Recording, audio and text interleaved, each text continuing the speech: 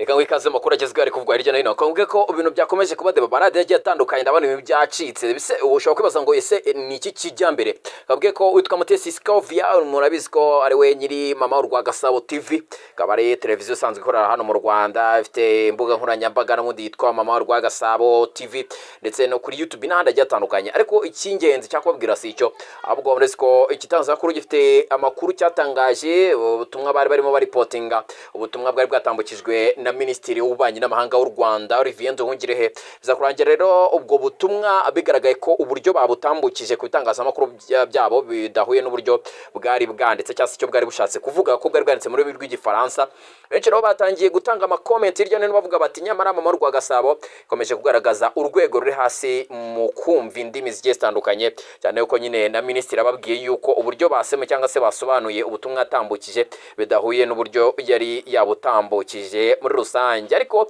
ibi ngibi byarushijeho gutumbagira nyuma yuko umuyobozi w'ino televiziyo mama w'Urwagasabo TV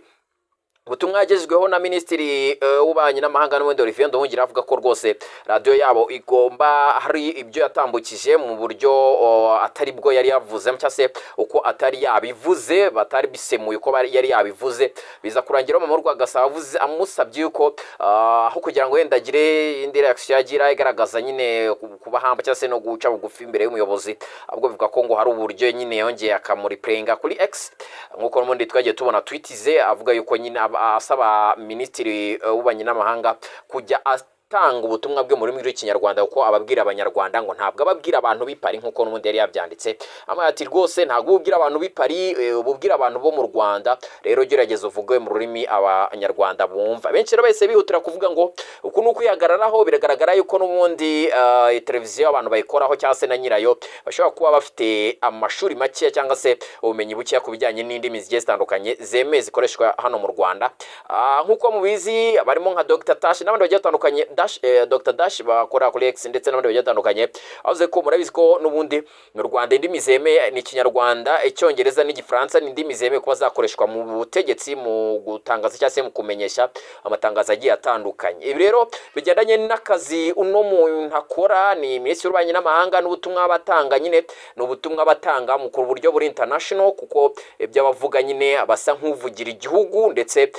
bigomba kumenywa hirya no hino abe mu bantu hirya no hino hanze ndetse no mu Rwanda muri rusange ibi rero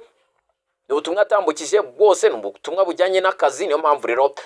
uburyo yabutambukijemo ubwo ari bwo bwose abwemera yemere kuba yabivuga mu Cyongereza mu Kinyarwanda ndetse no mu Gifaransa nkuko n'umundi itegeko ribyemera ibi rero tubirenzeho benshi bagiye bagaragaza ko rwose Mutesi Scovia akomereje kugenda agaragaza urwego ruri hasi mu bijyanye no kumenya indimi kabone n'abamukora cyangwa se n'abo bakorana batabashije kuba basemura neza Igifaransa yari yabashije kuba yandika ese wowe ari ku giti cyawe uko wabibona wabona ari ubushobozi buke mu gusemura indimi zigiye zitandukanye kuri no muvandimwe cyangwa ntabwo ariho ikibazo kiri Minisitiri agomba kuba yagira ibyo akosora ibyo turaza kuba turi ibyo hagati aho ngaho reka mbwire ko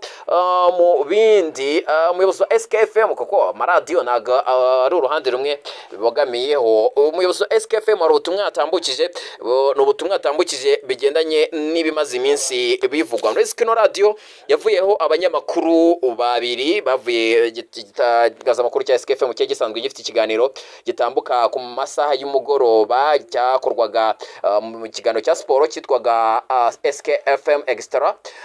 kikaba rero cyari ikiganiro kigaruka ku makuru y'Uburayi muri siporo bikaba rero byararangiye iki kiganiro kihagaritswe bigeranye nuko umuyobozi wa SKFM yari yavuze ko nyine bona nta nyungu abikuramo ndetse akabona yuko rwose nyuma y'ubugenzuzi bwakozwe nyuma y'umwaka ushize bakorana nta kirimo rwose ariyo mpamvu yahisemo rero gutandukana nabo umuyobozi rero wa SKFM n'ubundi byarangiye abahaye bashimiye uburyo babanye ndetse avuga ko ari abanyamakuru b'abahanga ariko avuga ko rwose umusaruro wabo batawishimiye mu mwaka bari bamaranye bakorana rero aba byarangiye n'ubundi bekeje kuri radio ya TV Antenne bagenda bariho bakorera ubwo ni TV and Radio Radio 10 akanya niho bari gukorera rero bijyanye n'ubundi no kuvuga amakuru cyangwa se gutangaza amakuru ya siporo by'ingariko ku mugabane w'Uburayi. Akanya rero umuyobozi wa SKFM nanone ntago bimeze neza no radio kuvuga ibintu byinshi, abantu bari kuvuga ko abanyamakuru bayo ngo hari uburyo ngo badakora uburyo bwa kinyamwuga, by'ingariko abanyamakuru bakora ikiganiro cya siporo igaruka cyane cyane hano mu Rwanda. Umuyobozi rero mukuru wa SKFM Sam Karenzi yinubiye rwose abavuga ko iradiyo rwose ngo yanahombye, ngo hari impamvu abanyamakuru bayicitse bakigendera. Hari na benshi abarimo MC Nario n'abandi bagiye batandukanye bagiye bava kuri no radio kuko ngo ishobora kuba ngo yarahombye no mpamvu yatangiye kugenda isezera bamwe mu banyamakuru ndetse abandi bakagenda bavaho bigendera. Ese koko byaba ari ukuri? Gatangaho umunyamakuru ukora ino radio yitwa Lorenzo nawe akomeje kwikoma itangazamakuru, by'umwihariko ibitangazamakuru byandika birimo igihe.com ndetse na Kigali Today, avuga ko ngo bagize uruhare cyane mu kumuteza abafana b'ikipe ya APR Football Club bakaza kumutuka nyuma yo gutwara igikombe, bavuga ko rwose ari umuntu udashoboye ndetse ba mentioning izina rye cyangwa se bavuga izina rye nyirizina Lorenzo. Rero yaje kuvuga ko rwose agiye gusaba ubuyobozi bw'amaradiyo agiye atandukanye ndetse n'ibitangazamakuru by'umwihariko Kigali Today ndetse na igihe.com byagaragaye biha umwanya abo bafana yuko rwose bajya bakora mu buryo bwa kinyamwuga bakirinda kumutuka mu ruhame ndetse no mu bitangazamakuru bitandukanye. Tukigaruka rero kuno muyobozi wa SKFM yagarutse rwose kuri byinshi, ibi yabigarutse rero ubwo yasubizaga imwe mu rubyiruko rwose rukoresha urubuga rwa X rwaruzwi nka Twitter.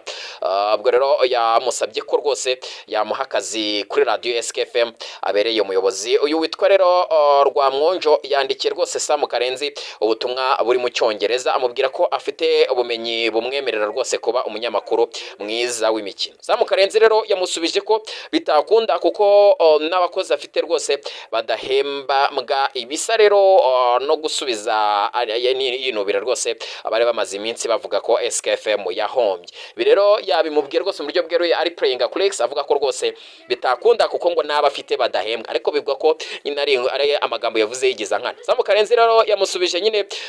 ko bitakunda, nyine amubwira nyine iyo mpamvu, ariko by'umwihariko mu magambo yanditse ati radio yarahombye rwose n'abahari ntabwo bahembwa. Ibyo rero yabigarutse nyine asa nkaho afite ubutumwa ari gutanga ku bagiye bagaruka ko rino radio bwa kidahemba neza. Karenzi rero ashobora kuba yavuze rwose ibi ashyenga nkuko n'ubundi abenshi batangiye kugenda babigarukaho. Radio nkwibutse ko yamaze gutandukana n'abanyamakuru bagiye batandukanye, benshi bavuga ko bamaze kugera ku banyamakuru 5 ugereranyije n'abanyamakuru yatangiranye nabo ubwo yatangiraga gukora hano mu Rwanda nka radio yemewe muri Alliance. Reka rero tuze kuba dutegereza n'izandani nyinshi, ariko by'umwihariko angaha tuba twagarutse muri entertainment ndetse tureba n'abatangazamakuru bigiye bitandukanye n'iki kiba kiri kuvugwa. Mu kanya ndashe nkurebere n'anze agezweho ubundi ngutema kandi subscribe